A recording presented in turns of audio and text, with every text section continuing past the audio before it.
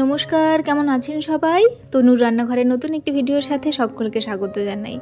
আজ আমি দেখাবো কদবেলের আচার। কদবেলের আচার কে কে খেয়েছেন অবশ্যই কিন্তু জানাতে ভুলবেন না। আর কদবেল মাখা খেতে কে কে ভালোবাসেন সেটাও কিন্তু জানাবেন। এখানে আমি মিডিয়াম সাইজের 8 পিস কদবেল কিন্তু নিয়ে নিয়েছি। কদবেলগুলোকে খুব সুন্দর করে আমি ফাটিয়ে নিয়েছি। আর প্রত্যেকটা কদবেল কিন্তু খুব সুন্দর ভালোভাবে পেকেছে, একটাও কিন্তু খারাপ নয়। তো এইবারে প্রথমে আমি এগুলোকে ফাটিয়ে নিয়েছি হাফ করে। তারপরে আমি এখানে চামচের সাহায্যে এইভাবে কিন্তু পাল্পটা বের করে নেব। আর আমাদের কিন্তু আচারের কথা শুনলেই জিভে জল চলে আসে। তো বাড়িতে কিভাবে চটজলদি আমি কদবেলের আচার বানাই খুব সহজ পদ্ধতিতে এবং সঠিক পরিমাণ সহকারে সব কিছু আজকে আমি দেখাবো আপনাদের কাছে। চলুন তাহলে শুরু করি। তো এইভাবে সম্পূর্ণ পাল্পটা আমি বের করে নিয়েছি কদবেলের। যেহেতু এটা একটু দলা বেঁধে আছে সেই জন্য এইভাবে কাঁটা চামচের সাহায্যে বা এটা আপনারা হাত দিয়েও করতে পারেন এই প্রসেসটা। খুব সুন্দর করে একটু এটাকে আমি ম্যাশ করে নিলাম। তারপরে একটা মশলা বানাতে হবে আচারের জন্য, যার জন্য আমি এখানে 12 থেকে 15টা মতন শুকনো লঙ্কা ব্যবহার করেছি। শুকনো লঙ্কাটা প্রথমে কিন্তু শুকনো খোলার মধ্যে একটুখানি টেলে নেব, তারপরে বাকি মশলাগুলো আমি এর মধ্যে অ্যাড করব।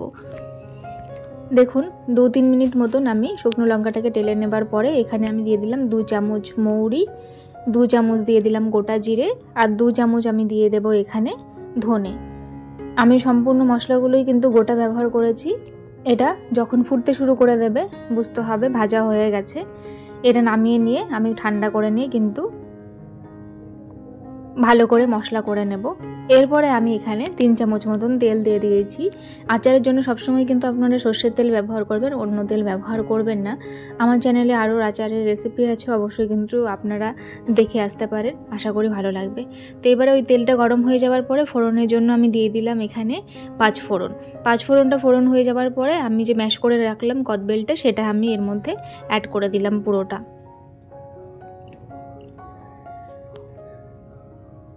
অফ সিজনে যখন কদবেল মার্কেটে পাওয়া যায় না তখন কিন্তু এইভাবে আপনারা বেশ খানিকটা আচার যদি ঘরে করে রাখতে পারেন তাহলেও কিন্তু অফ সিজনেও আপনারা কিন্তু বাড়িতে বসে কদবেলের মজাটা নিতে পারবেন। তো এখন কিন্তু কদবেল মোটামুটি অ্যাভেলেবেল হয়ে গেছে মার্কেটে। আপনারা চাইলে এইভাবে কিন্তু আচার করে 6 মাসের জন্য কিন্তু ইজিলি স্টোর করে রাখতে পারেন, আচার খারাপ হবে না। আমি কিভাবে করছি সেটা একবার আপনারা ফলো করুন, আশা করি খুব ভালো লাগবে। তো এইবারে এখানে আমি মিডিয়াম সাইজের নিয়েছিলাম পাকা কদবেল 8 পিস। তো 8 পিস থেকে বেশ আমার অনেকটাই পাল্প বেরিয়েছে। সেখানে আমি দিয়ে দিলাম, এটা যেহেতু ঝাল মিষ্টি আচার করব, কদবেলটা টক ছিল না খুব একটা, সেই জন্য আমি এখানে 2বার করে আমি গুড় ব্যবহার করেছি। অরিজিনাল আখের গুড় দিয়েছি। এটা আপনারা চিনি দিয়েও করতে পারবেন, চিনি দিয়ে করা যায় না তেমন না, চিনি দিয়ে করতে পারবেন, তবে গুড় দিয়ে করার চেষ্টা করবেন। গুড়ের আচারের সাথে কিন্তু গুড়ের স্বাদটা বেশি ভালো লাগে। তো এইবারে আমি কালারের জন্য একটুখানি হাফ চামচ মতন হলুদ, 1 চামচ মতন কাশ্মীরি লঙ্কার গুঁড়ো আর সাথে 2 রকমের নুন মিশিয়েছি। 2 রকমের নুন দিলে কিন্তু একটু চটপটা স্বাদ হয়, সেই জন্য আমি বিট নুনটাও দিয়েছি প্রয়োজন মতো, আর সাদা নুনটাও আমি কিন্তু দিয়েছি। নর্মাল নুন যেটা আমরা রেগুলার বাড়িতে খাই সেটাই কিন্তু দিয়েছি। তারপরে গুড়টা ভালোভাবে যাতে মেল্ট হয়ে যায় সেই জন্য আমি এখানে হাফ কাপ মতন জল ব্যবহার করলাম। যদি আপনাদের জলের প্রয়োজন না হয় অবশ্যই কিন্তু এখানে জল দেবেন না। আমার এখানে প্রয়োজন হয়েছে জন্য দিয়েছি, কারণ জল ছাড়া আচার করলে কিন্তু এটা অনেক দিন লাস্টিং করে, অনেক দিন রেখে খাওয়া যায়। তো আমি প্রথমেই বললাম যে আমি 2বার কিন্তু আমি এখানে গুড়ের ব্যবহার করেছি। প্রথমে আমি দিয়ে দিয়েছিলাম 250 মতন গুড়, তারপরে আমি এখানে দিয়ে দিলাম 150 মতন গুড়। তো আমি এখানে কিন্তু 400 গ্রাম মতন গুড় ব্যবহার করেছি 8টা বেলের জন্য। যেহেতু এটা আমরা ঝাল আর মিষ্টি আচার বানাবো, টকটা যেহেতু কদবেলটা যেহেতু টক নয় সেই জন্য কিন্তু আমি এখানে কিন্তু 400 গ্রাম গুড় ব্যবহার করেছি। এবারে খুব সুন্দর করে একদম কিন্তু জলটাকে শুকিয়ে ফেলতে হবে, তবেই কিন্তু আচারটা অনেক দিন রেখে খাওয়া যাবে।